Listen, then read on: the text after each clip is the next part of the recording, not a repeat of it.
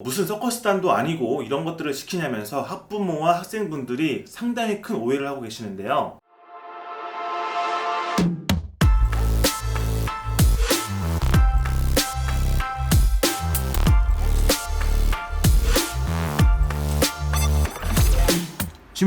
취미탐험 신비의 세계에 오신 것을 환영합니다. 타운에전 공시고요. 오늘 취미탐험은 저글링입니다. 누구나 그렇듯 하고 싶지 않은 것을 해야만 하는 상황은 달갑지 않을 겁니다. 학교에서 온라인 클래스를 진행하면서 저글링을 체육 수행평가로 도입하고 있는 곳이 많아지고 있다 보니 평소에 저글링을 해보고 싶어 하지 않았던 학생들이 제 채널을 찾아오는 경우가 많아지고 있습니다. 정말 저글링을 한번 해보고 싶어서 스스로 찾아오신 경우에는 제 영상에 대해서 고맙다고 하시기도 하고, 또 어르신들을 제가 레슨하다 보면은 저글링을 성공하시고 기쁨의 눈물을 흘리시기도 하거든요. 평생 한 번쯤 저글링을 해보고 싶어 하시기도 했고, 또 아직도 나 자신이 뭔가를 배워서 성공할 수 있다는 것에 굉장히 기뻐하시는 것 같아요. 반면 저글링을 하고 싶지 않은데 해야만 하는 상황에 놓인 학생들의 입장에서는 대체 왜 이걸 해야만 하는지 납득이 되지 않을 겁니다. 그런 불만 섞인 댓글들을 볼 때마다 나름대로 정성껏 답글을 달아드리곤 했는데요. 저글링의 효과나 저글링의 좋은 점에 대해서 제가 직접 자세하게 이야기하는 것은 뭔가 억지로 약을 파는 기분이라 그동안 조심스러웠는데요. 이번 영상을 통해서 그런 것들에 대해서 살짝이나마 이야기를 들려드리고자 합니다. 여러분, 학교에서 배우는 것 중 납득을 하고 배우시는 것이 몇 가지나 되시나요? 너무 어렵고 나중에 쓸모없을 것 같다고 여겨지는 과목 중 하나가 바로 수학이죠. 수학이 어렵게 느껴지는 이유는 여러 가지가 있겠지만 제 생각에는 정확한 개념을 이해하는데 많은 시간을 투자하지 않는 것, 또한 정답을 찾았을 때의 기쁨보다 틀렸을 때의 불이익이 너무 큰 것, 또한 친절하지 않은 수학 문제, 이렇게 세 가지 정도 있을 것 같습니다. 그런데 이 세 가지와 관련된 능력은 살아가는데 정말 중요합니다. 개념을 충분히 이해하고 적재적소에 적용하는 능력은요, 성인이 되어서도 끊임없이 배우고 또 배운 것을 바탕으로 제대로 일하는데 꼭 필요한 능력이고요. 정답을 찾는 것도 중요하지만 틀렸을 때의 불이익을 감내하지 못하면 나중에 성인이 되어서 본인이 책임을 져야 되는 상황을 기피하게 됩니다. 마지막으로 말장난처럼 꼬여있는 수학 문제의 의도를 정확하게 파악할 수 있는 능력을 키울 수 있는 기회를 놓쳐버리면 나중에 성인이 되어서 일을 할 때 커뮤니케이션에서 문제가 발생하게 됩니다. 그렇게 말하는 당신은 수학을 잘했냐? 라고 물어보시면 잘했다고 말씀은 못 드리겠지만, 수능에서 수학 문제는 하나 틀리고 여러분들이 한 번쯤은 들어보셨을 명문대에 진학을 했습니다. 재수하지 않고 한 방에 갔어요. 자, 저글링 이야기를 하는데 왜 수학 이야기를 꺼냈냐면요, 아직은 잘 모르겠지만 학교에서 배우는 모든 것들은 쓸모가 있다는 것입니다. 비록 문과와 이과를 나눠놓긴 했지만 문과 역시 과학과 수학을 통해 배운 것들을 바탕으로 세상을 이해할 수 있는 능력을 갖춘다는 것은 교육 전문가부터 교육에 관심 있는 분들은 모두 동의하실 거예요. 저글링도 마찬가지입니다. 다들 선진교육 하는데 그렇게 좋아하시는 선진교육에서 저글링이 매우 특별한 교육 콘텐츠라면 어떠실까요? 미국, 유럽, 일본 등 선진 교육하면 떠오르는 곳들이 실시하고 있는 엘리트 교육 중 하나가 바로 저글링입니다. 물론 저글링만 전문적으로 가르치지는 않죠. 저글링을 통해서 리듬, 과학, 원리, 체육활동, 커뮤니케이션 등 복합적인 교육 콘텐츠로 활용되고 있습니다. 선진국에서 하니까 무조건 따라해야 된다는 아니지만 저글링에 좋은 효과들이 많이 있어요. 하나씩 설명을 드리겠습니다. 첫 번째, 벼락치기가 불가능합니다. 저글링 수행평가를 하루 앞두고 저한테 와서 분노의 댓글을 쓰는 친구들이 상당히 많은데요. 댓글을 쓰고 나서 다른 댓글들을 보고 나면 성공의 기쁨을 표현하는 댓글도 많다는 것을 알게 될 거예요. 다만 하루아침에 완벽하게 성공하는 케이스는 극히 드뭅니다.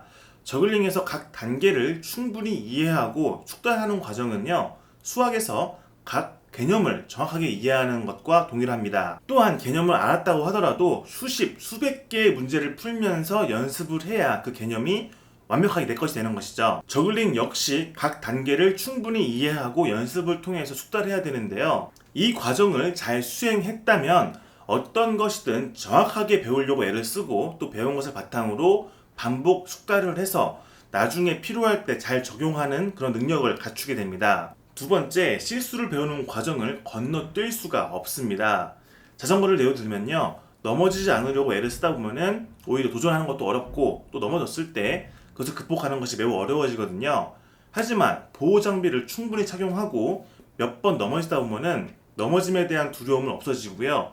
오히려 속도도 더 내고 또 코너링도 더 강하게 할 수 있는 것이죠. 저글링에서는 공을 떨어뜨리는 것 자체가 실수를 배우는 과정입니다. 실수를 했을 때 짜증을 내고 막연하게 열심히 하는 케이스가 있고요.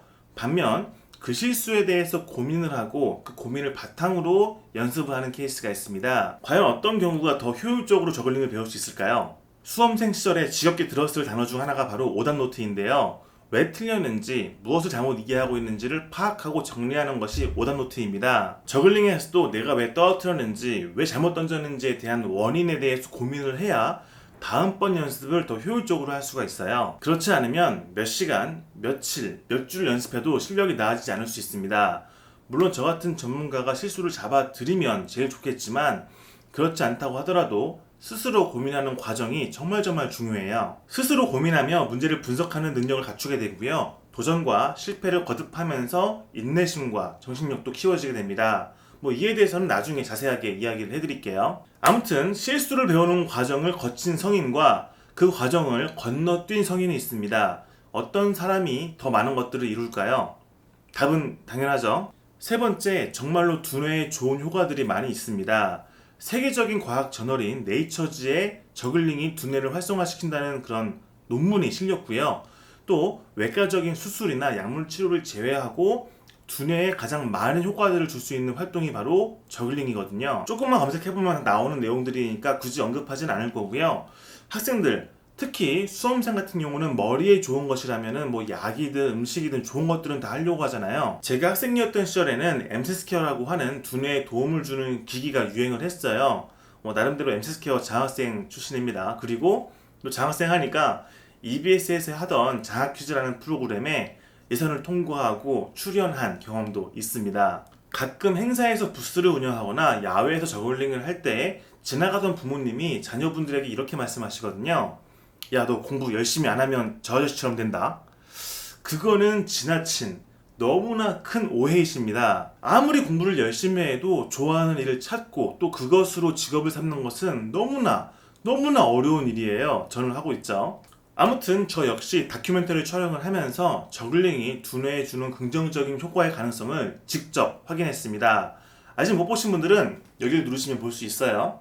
과학기술정보통신부의 지원을 받아서 만든 작품이니까요. 많이 봐주시면 좋겠습니다. 여기 있어요. 그러니까 정말로 저글링을 잘하게 되는 과정에서 두뇌가 건강해지는 거니까요. 결코 시간 낭비가 아니라 여러분의 두뇌를 위한 투자입니다. 아시겠죠? 네 번째, 살아가는 데 있어서 정말로 쓸모가 있습니다. 대표적인 예로 스마트폰을 떨어뜨릴 때 낚아챌 수 있는 능력이 정말 좋아지고요. 또 시야가 넓어지고 복합적인 활동 능력이 좋아지기 때문에 교통사고도 예방할 수 있습니다. 실제로 제가 레슨을 해드린 수많은 어머님들의 이야기를 들어보면요. 저글링을 배우고 나서 시야가 넓어진 덕분에 운전하기가 편해졌다고 하시기도 하고 또 순발력이 좋아져서 사고가 날 수 있는 상황을 피할 수 있었다라고 말씀하시더라고요. 정말 놀라기도 하고 또 보람도 느꼈습니다. 그리고 다들 목숨을 걸다시피 하는 면접과 같은 자리에서 자신의 인상을 강하게 남길 수 있는 개인기, 무기로 활용할 수도 있습니다. 물론 개인기를 억지로 시키는 면접은 없겠지만 취미 특기란에 남들과 다른 특별한 개인기를 적은 다음에 실제로 기회가 됐을 때 그런 것들을 선보인다면 면접관, 심사관들에게 강한 인상을 심어줄 것입니다. 이런 것들 외에도 실생활에서 도움이 되는 저글링의 좋은 효과들이 많이 있습니다. 제가 오래오래 활동하면서 하나씩 알려드릴게요. 다섯 번째, 저글링은 자존감을 키워줍니다.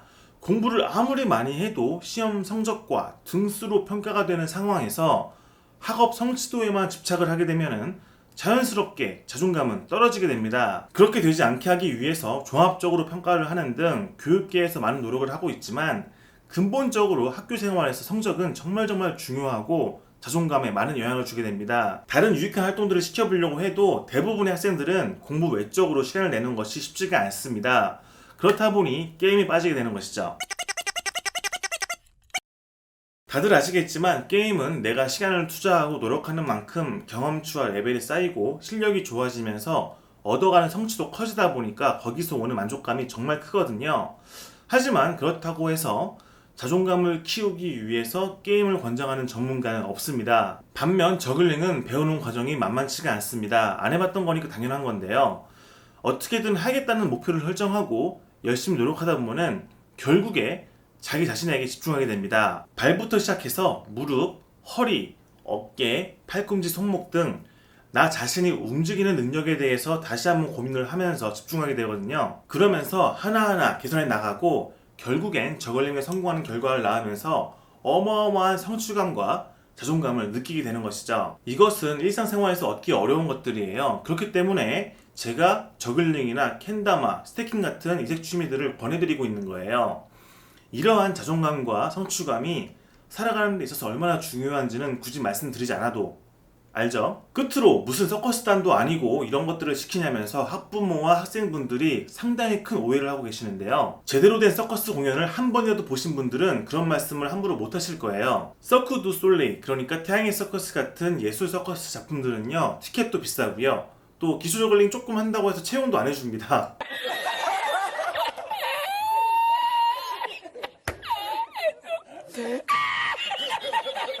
무엇보다 서커스는 종합예술이기 때문에 저글링은 정말 작은 영역이에요. 제가 감히 말씀드리면 그런 하나하나의 오해 또는 잘못된 선입견이 나 자신 또는 여러분의 자녀의 가능성을 가둬두는 겁니다. 저글링이라는 안전하고 재미있고 유익한 활동을 통해서 그런 잘못된 선입견을 깨보시는 것은 어떨까요? 간단하게 하려고 했는데 하다 보니까 내용이 좀 쓸데없이 길어진 것 같습니다. 지루한 내용이었겠지만 얻어가시는 것이 조금이나마 있었으면 하고 특히 저글링을 가르쳐야 되는 분들에게 참고가 되시면 좋겠습니다. 저글링을 성공한 대원, 저글링을 배우고 있는 대원 또는 해도 저글링이 안 되는 대원 등 여러분의 생각이 궁금합니다. 저글링을 배우는 것에 대한 여러분들의 의견을 댓글로 남겨주세요. 그럼 오늘의 시타면서 마무리하고요. 다음 시간에 즐거운 다음으로 같이 놀겠습니다. 또 볼게요. 바이바이.